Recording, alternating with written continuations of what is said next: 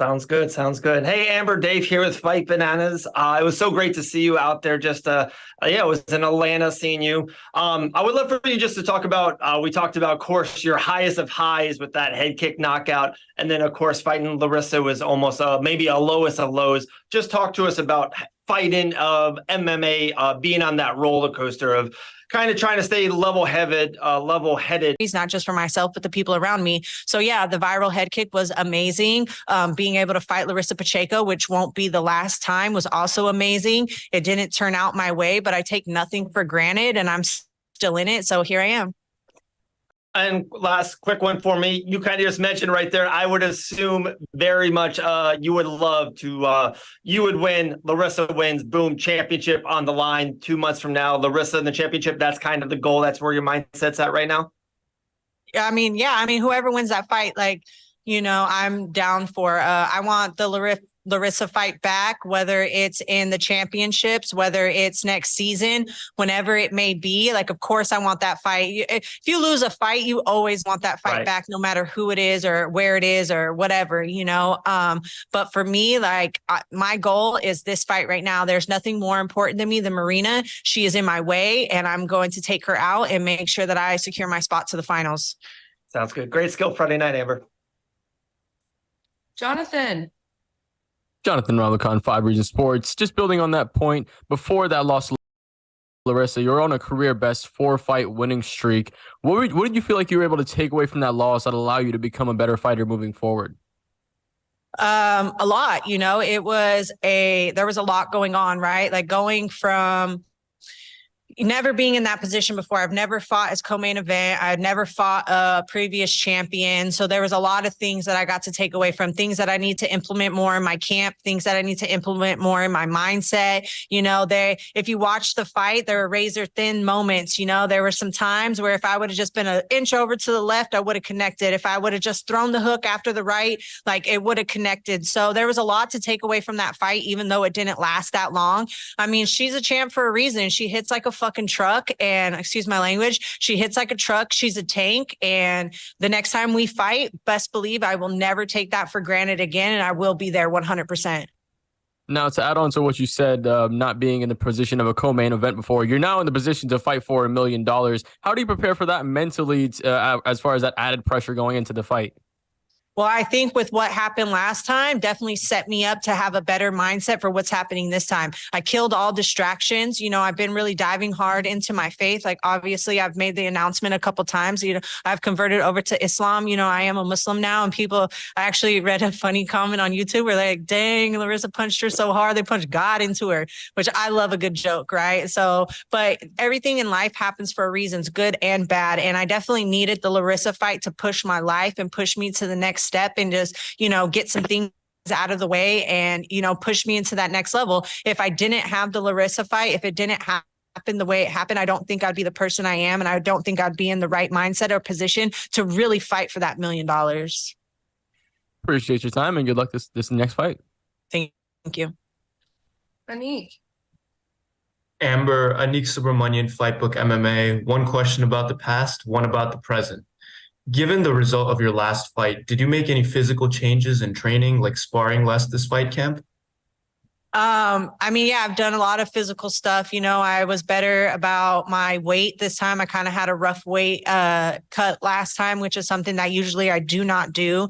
Having the back-to-back fights were definitely some adjustment in that department. I absolutely have made all the adjustments that needed to be made physically, make sure I was in better shape, make sure that I was, doing all the right things that I was supposed to do, not taking any time off or being like, oh, my body hurts, I'm tired, I just went through a fight camp, blah, blah, blah, blah, blah. I just pushed through it all this time and made sure that I was 100% ready. And obviously Marina and Larissa are two completely different opponents with two completely different styles. So whatever happened with Larissa is in the past. My game plan for this time was just preparing for Marina. She's a grappler. She's a very talented grappler. I'm not overlooking it whatsoever. So it actually gave me an opportunity to get back to my roots, which is grappling myself. I started in jiu-jitsu. I have amazing grappling. So it gave me a chance to get back to that and really fall back in love with grappling, with jiu-jitsu, with my wrestling and things like that.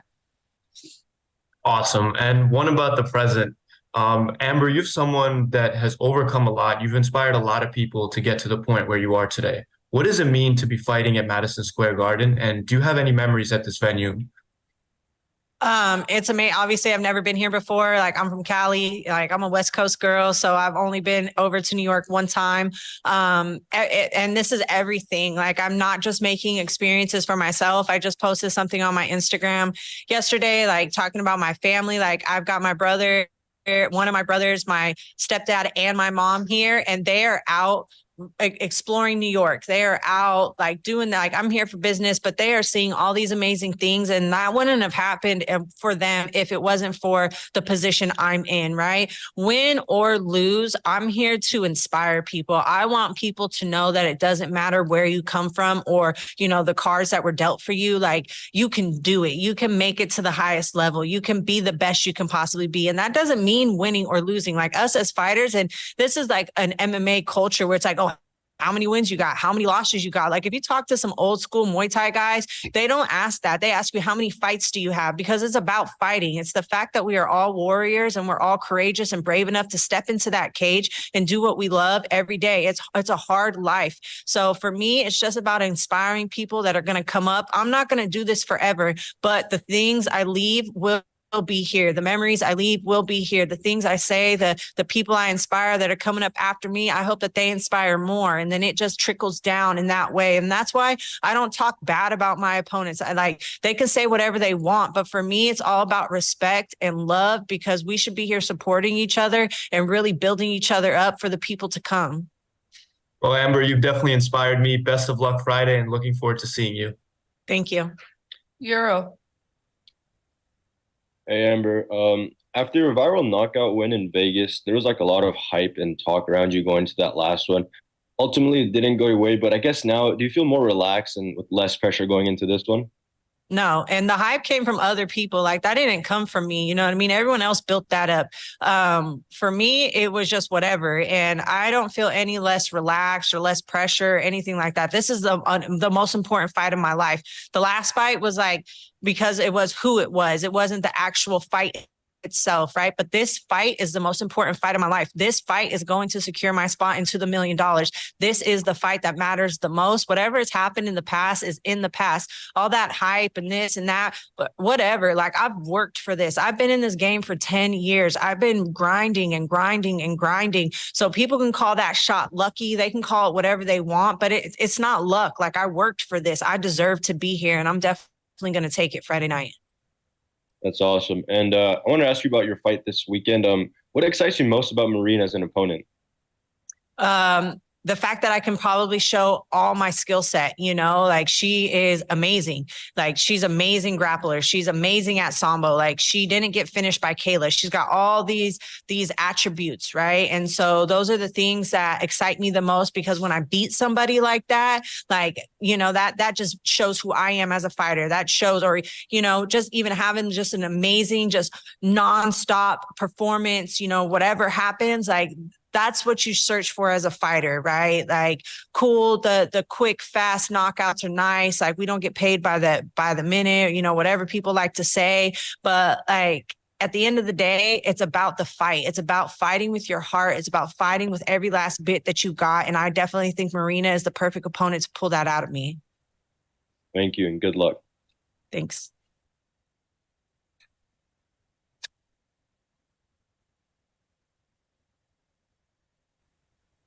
MMA locker room? Hello, Or, sorry, MMA Fight Club. My apologies. Yes, it's Manny here with MMA Fight Club. How are you, Amber? Hi. It's been a while. Last time I spoke to you, I interviewed you way back when you were an Invicta fighter. And one thing I noticed about the interview we had, it was not during fight time. It was not around fight time. And here today, I'm seeing a level of focus and intensity. Do you change? Is your personality different from the fighter you are the days leading up to a fight, and then the person that you are when you're not, up to a fight? Well, yeah, I think this fight definitely, I've been a little too nice. I've been a little too happy to be here. I don't like to read comments, but sometimes I read comments that do stick with me. And I seen somebody say like, oh, Amber looks too happy to be here. And maybe that was true, like it was just so amazing to just be in that position that I don't think I really took it fully for what it was. Right. And so this time it's like, I'm serious, man. I'm not here to play no games. And I'm the same person all the time, fight or not, but just right now it's business and it's time for me to do work. And that $1 million is going to change my life. So if she wants it, she's going to have to kill me in there on Friday night. Well, I wish you the best of luck, Amber. Thank you. All right, Amber, thank you so much for your time today. Perfect. Appreciate Thank you guys. Thanks. Amber.